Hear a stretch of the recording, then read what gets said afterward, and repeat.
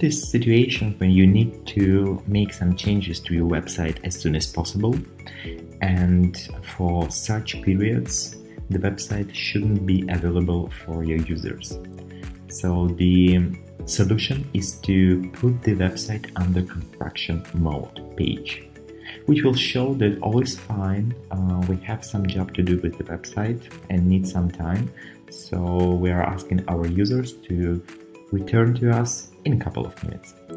So let's see how to activate this construction mode on your website.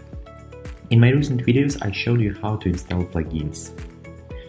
Let's go to the plugins section of your admin panel and search already installed under construction plugin. Let's activate it. You see on the top appeared under construction text. So we just need to click on and activate under construction mode. That's it.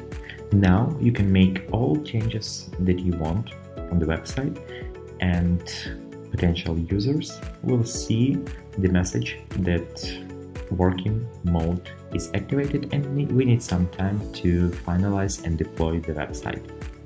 That's all. Thank you for your attention and see you in our next videos.